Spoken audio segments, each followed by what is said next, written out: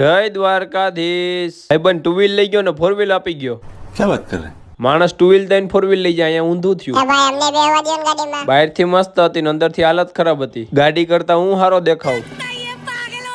तो मर्द माणा ની શાન છે ભાઈ. હા આજે ડી માટે જઈ હાલો. પછી રોલા કરવા નીકળી ગયા ડી માટે. ફોર વ્હીલ માં ઠંડી નો લાગે.